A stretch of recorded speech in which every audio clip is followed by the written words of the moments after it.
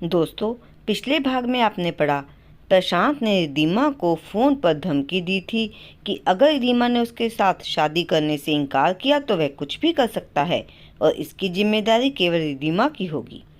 प्रशांत की बात सुनकर रिद्धिमा घबरा गई और अपने पापा से कहा, जो अंकल मेरे लिए रिश्ता लेकर आए थे, आप उन्हें हाँ में जवाब दे दीजिए। मैं उनके बेटे से शादी करना चाहती हूँ। रिद्धिमा की बात सुनकर कोमल जी को गुस्सा आ गया। वह बेटी को डांटने लग गई कि वह ऐसा कैसे बोल सकती है।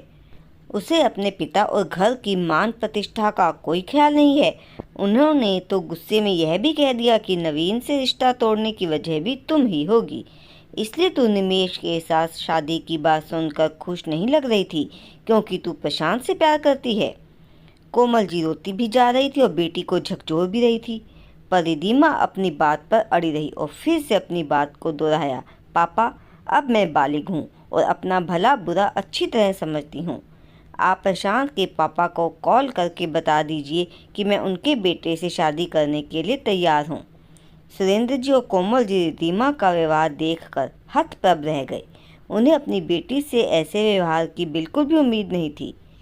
फिर सुरेंद्र जी ने अपनी पत्नी का हाथ पकड़कर रोक दिया और बोले, आरव की माँ, आप इसे क्यों समझा रही हैं? सुना नहीं? हमारी बेटी बालिग हो चुकी है, अपना अच्छा बुरा समझती है।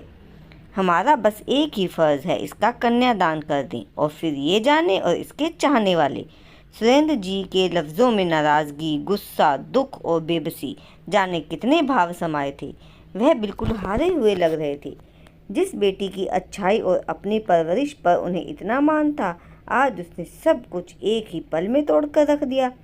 फिर सुरेंद्र जी ने खुद को संभाला और सोफे पर से भूषण जी का दिया हुआ कार्ड उठाकर भूषण जी को कॉल लगाया और उन्हें कहा कि हमें आपके बेटे का रिश्ता मंजूर है। फिर उन्होंने दूसरा कॉल निमेश के पिताजी को लगाया और उनसे रिश्ता तोड़ने के लिए माफ़ी मांगी। और फिर जैसे घर में खामोशी सी छा गई। बस आरव की वजह से सब खुद को नॉर्मल दिखा रहे थे। 2 दिन बाद सगाई थी, पर घर में मातम का सा माहौल बन गया था। 2 दिन बाद सगाई शहर के सबसे बड़े होटल में हुई और जाहिर सी बात है कि सारी तैयारियां प्रशांत के परिवार की ओर से की गई थी। आरव के परिवार वाले बस तैयार होकर शामिल हो गए थे। शहर के बड़े बड़े लोग इस पार्टी की रौनक बढ़ा रहे थे।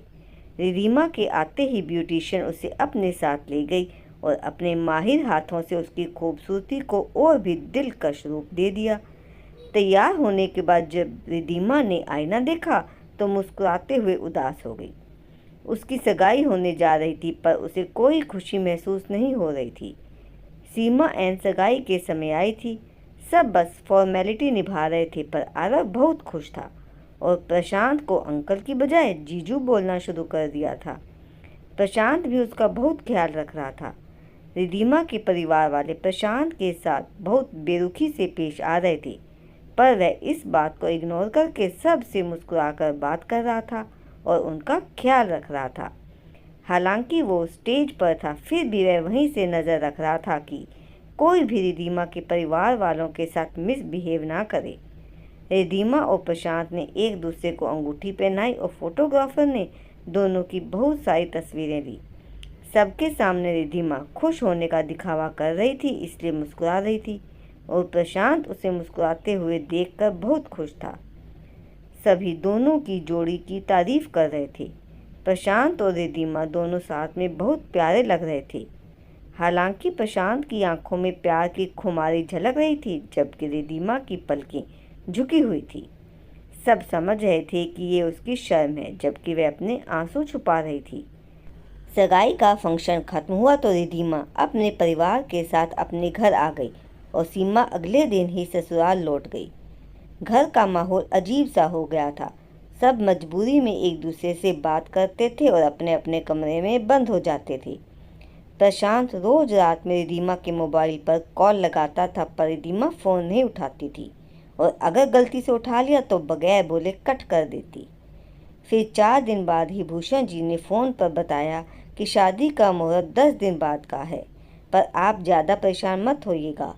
सारी जिम्मेदारी वेडिंग प्लानर को दे दी गई है, वह अपने हिसाब से सब अरेंज कर लेंगे। बस 10 दिनों बाद ही रिद्धिमा अपने घर से पराई होने वाली थी। पर उसके एक फैसले ने उसे वक्त से पहले ही पराया कर दिया था। उसके मम्मी पापा उससे बात ही नहीं करते थे। रिद्धिमा अपने कमरे में छुप छुप कर रोती थी। वह अपना दर्द किससे कहती? निमेश से रिश्ता टूटने के बाद उसकी सहेलियों ने भी उससे बात करना बंद कर दिया था। जूही ने एक बार फ़ोन किया तो वह बहुत खुश हो गई, पर उसने ये कहने के लिए फ़ोन किया था कि तू तो कहती थी कि प्रशांत तुझे बिल्कुल पसंद नहीं, फिर उससे शादी करने के लिए कैसे तैयार हो गई? रिद्धिमा ने उसे अपनी सफाई देनी चाहिए थी, पर उसने अपनी बात कहकर फ़ोन रख दिया और रिद्धिमा रोने लगी थी। उसे जूही से ऐसी उम्मीद नहीं थी। फिर उसने अपने आप को समझा लिया कि उसकी किस्मत में इतने दिनों तक ही सब का प्यार लिखा था। वह खुद ही चुप सी हो गई। 10 दिन बाद ही होटल से शादी होने वाली थी, जहां एक ही दिन में सारी वैवाहिक रस्में निभाई गई। सुरेंद्र जी और कोमल जी ने कन्यादान कर दिया और 7 फेरों के बाद रिद्धिमा हमेशा के लिए प्रशांत की हो गई। अब विदाई की बेला आ गई थी। रिद्धिमा सबसे गले लगकर खूब रोई। इतने दिनों तक वह सबके सामने अपने आंसू नहीं आने दे रही थी। आरव भी अपनी बहन के गले लगकर बहुत रोया और अपने जीजू से उसका ख्याल रखने के लिए कहा। आज ऐसा लग रहा था जैसे वह अपनी बहन का छोटा नहीं बल्कि बड़ा भाई हो।